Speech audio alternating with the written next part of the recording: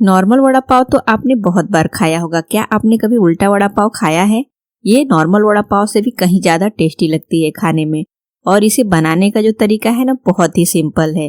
तो आज हम बिना पाव के उल्टा वड़ा पाव बनाकर तैयार करेंगे। एकदम मार्केट जैसा बनकर तैयार होगा। तो इसे बनाने के लिए पहले हम आलू को मैश करेंगे। तो यहाँ पे 2 आलू को हमने बॉईल करके लिया है। आलू को मैशर की सहायता से बढ़िया से मैश कर लेना है। तो आलू जो है बढ़िया से मैश हो गया है। अब हम गैस पे कढ़ाई रखेंगे और 1 बड़े चम्मच ऑयल ऐड करेंगे। इसमें हम ऐड करेंगे आधी छोटी चम्मच जीरा, आधी छोटी चम्मच राई दाना, आधी छोटी चम्मच सौंफ, 1 बारीक कटी हुई हरी मिर्च, 4 से 5 बारीक कटे हुए करी पत्ते, और इसे चलाते हुए हम थोड़ा सा भून लेंगे जिससे कि ये मसाले जो है थोड़ा से चटक जाएं। गैस का फ्लेम बिल्कुल लो रखेंगे जिससे कि जले नहीं। अब जो आलू हमने बॉईल करके मैश करके रखा हुआ है ना, उसे हम यहाँ पे ऐड कर लेंगे। साथ में ऐड करेंगे आधी छोटी चम्मच गरम मसाला पाउडर, छोटी चौथाई चम्मच हल्दी पाउडर, छोटी चौथाई चम्मच धनिया पाउडर, स्वाद अनुसार नमक, छोटी चौथाई चम्मच काश्मीरी लाल मिर्च पाउडर, थोड़ा सा बारीक कटा हुआ हरा धनिया, और सभी चीजों को अच्छे से चलाते हुए भूनेंगे। मसाले को हम लो फ्लेम पे 1 से 1.5 मिनट तक भूनेंगे। तो आलू के साथ जो मसाले हैं अच्छी तरह से मिक्स हो जाएंगे और मसाले जो हैं बढ़िया से भून जाएंगे। तो अब ये रेडी हो गया है। गैस का फ्लेम ऑफ कर लेंगे, इसे साइड में रखेंगे। हम एक बाउल लेंगे और इसमें हम ऐड करेंगे 1 कप बेसन। बेसन को छान के लेंगे, इसमें जो भी गुठलियां वगैरह हो निकल जाए। आधी छोटी चम्मच नमक, आधी छोटी चम्मच हल्दी पाउडर ऐड करेंगे, और इसमें हम पानी ऐड करेंगे। थोड़ा थोड़ा पानी ऐड करना है, एक बार में ज्यादा पानी नहीं ऐड करना है। और इसे हम बढ़िया से मिक्स करेंगे। इसका जो है हम घोल बनाकर तैयार करेंगे। जैसे हम पकौड़े वगैरह बनाते हैं तो घोल तैयार करते हैं, बिल्कुल उसी तरह से हमें घोल बनाकर तैयार करना है। इसे अच्छी तरह से चलाते हुए मिक्स करें, इसमें बिल्कुल भी लम्स नहीं रहने देना है। तो देखिए बेसन जो है एकदम बढ़िया से मिक्स हो गया है, एकदम स्मूथ सा बैटर जैसा बनकर तैयार हो गया है। अब इसमें बिल्कुल भी लम्स यानी गुठलियां दिखाई नहीं दे रही हैं। अच्छी तरह से इसे हमें फेंट लेना है। तो आप देख सकते हैं हमें इतना ही गाढ़ा रखना है, बहुत ज्यादा पतला नहीं करना है। अब हम इसे साइड में रखेंगे। यहाँ पे हमने गैस पे कढ़ाई में ऑयल गर्म होने को रख दिया है। तो जो बेसन का हमने घोल बनाया है ना, इसमें से हम थोड़ा इस तरह से बूंदी जैसा या फिर इस तरह से लच्छे जैसा हाथ से गिरा लेंगे। तो इसकी हम सूखी चटनी बनाकर तैयार करेंगे। मार्केट में जो वड़ा पाव के साथ आप सूखी चटनी खाते हैं ना, वही वाली चटनी आज हम बनाकर तैयार करेंगे। तो देखिए इस तरह से बेसन को गिराने के बाद से ना इसे बढ़िया से हम फ्राई कर लेंगे। दोनों साइड से पलटते हुए सुनहरा सा कलर आने तक फ्राई कर लेना है। तो देखिए बेसन के जो लच्छे हैं बढ़िया से फ्राई हो गए हैं। इसका कलर जो है सुनहरा आ गया है। तो अब हम इसे छन्नी में निकाल कर ट्रांसफर कर लेंगे और इसे हम साइड में रखेंगे। और इसी छन्नी में हम 5 से 7 लहसुन की कलियां लेंगे। लहसुन की कलियों को छील के नहीं लेना है, छिलके के साथ लेना है, और इस तरह से छन्नी में ऐड करके हम इसे ऑयल में फ्राई कर लेंगे। डायरेक्ट ऑयल में नहीं छोड़ना है, लहसुन जो है चटकता है। तो छन्नी में लें और इस तरह से ऑयल में थोड़ा डिप करें और फिर इसे बाहर निकालें, फिर थोड़ा ऑयल में डिप करें। इसी तरह से हमें फ्राई करना है। तो लहसुन भी फ्राई हो गया है। अब हम लेंगे एक ग्राइंडिंग जार और इसमें हम फ्राई किए हुए बेसन को ऐड कर लेंगे। इसे बिल्कुल ठंडा करके ऐड करना है, और साथ में ऐड करेंगे छोटी चौथाई चम्मच नमक, 2 छोटी चम्मच काश्मीरी लाल मिर्च पाउडर। इसे सिर्फ कलर बढ़िया आएगा, ये तीखी नहीं होती है। और फ्राई किए हुए लहसुन को ऐड कर लेंगे और इसमें हम ऐड करेंगे 2 तीखी वाली सूखी वाली लाल मिर्च। अगर आपके पास तीखी वाली लाल मिर्च का पाउडर हो तो आप वो भी ऐड कर सकते हैं। मैं यहाँ पे सूखी वाली तीखी वाली लाल मिर्च ऐड कर रही हूँ क्योंकि मेरे पास पाउडर नहीं था। अब हम इसे ग्राइंड कर लेंगे।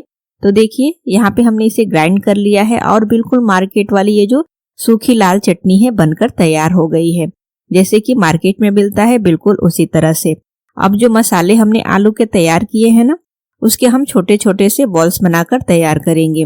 तो इन मसालों से ना हम 6 बॉल्स एक साइज के बनाकर तैयार करेंगे। जो सभी बॉल्स है ना एक समान रखना है, एक साइज के रखना है। तो यहाँ पे देखिए हमने 6 बॉल्स जो है बनाकर रेडी कर लिया है। अब उल्टा वड़ा पाव बनाने के लिए यहाँ पे हमने लिया है ब्रेड के स्लाइसेस। तो यहाँ पे हमने 6 ब्रेड लिया है। आप चाहे तो पाव से भी बना सकते हैं, अगर पाव ना हो तो इस तरह से ब्रेड से बहुत ही आसानी से उल्टा वड़ा पाव बना सकते हैं। अब इस तरह से कोई भी कटोरी या ग्लास ले लेंगे और इस तरह से सेंटर से काट लेंगे हम ब्रेड को।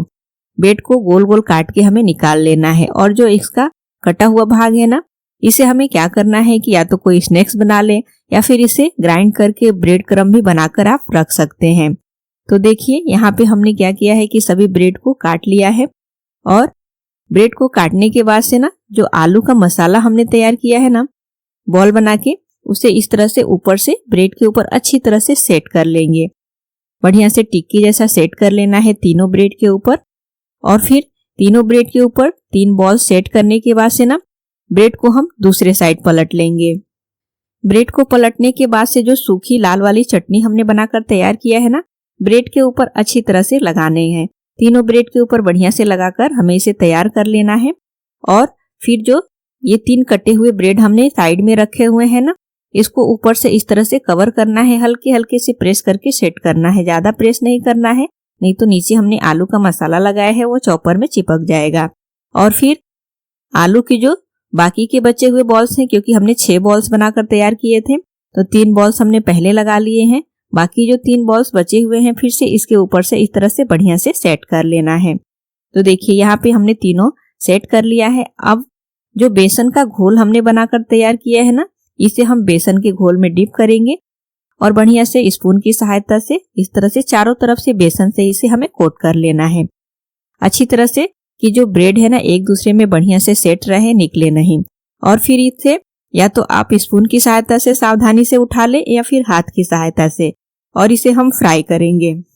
तो इसे फ्राई करने के लिए हमने कढ़ाई में ऑयल गरम कर लिया है। जिस कढ़ाई में हमने पहले बेसन फ्राई किया था ना उसी कढ़ाई में हम इसे फ्राई करेंगे। और इस तरह से ऑयल में ऐड करके और ऊपर ऊपर से ये थोड़ा सा बेसन हम सेट कर लेंगे। हाथ की वजह से बेसन जो है हट चुका है। और फिर छन्नी की सहायता से ऊपर से भी ऑयल ऐड करेंगे, जिससे कि ऊपर से भी ये बढ़िया से फ्राई हो जाए। जब हम इसे पलटेंगे ना तो ये कढ़ाई में बिल्कुल भी चिपकेगा नहीं। जैसे हम वड़ा फ्राई करते हैं ना या पकौड़े फ्राई करते हैं, बिल्कुल उसी तरह से दोनों साइड से पलटते हुए सुनहरा सा कलर आने तक हमें इसे फ्राई कर लेना है। तो देखिए ये बढ़िया से फ्राई हो गया है। इसे हम निकाल कर प्लेट में ट्रांसफर कर लेंगे। बाकी के बचे हुए भी हम इसी तरह से फ्राई करेंगे।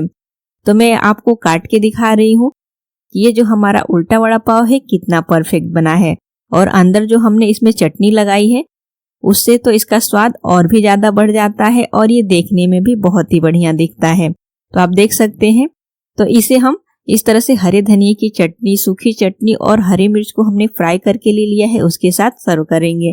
जब आपको मार्केट का उल्टा वड़ा पाव खाने का मन हो ना तो आप घर पे ही इसे सिंपल तरीके से बनाकर तैयार कर सकते हैं। ये खाने में बहुत ही ज्यादा टेस्टी और यम्मी लगती है। तो फ्रेंड्स आप भी इस रेसिपी को एक बार जरूर ट्राई करें और रेसिपी अच्छी लगे ना तो हमें कमेंट करके जरूर बताएं। वीडियो को लाइक करें, शेयर करें और अगर आप हमारे चैनल पे नए हैं तो चैनल को सब्सक्राइब करना बिल्कुल ना भूलें।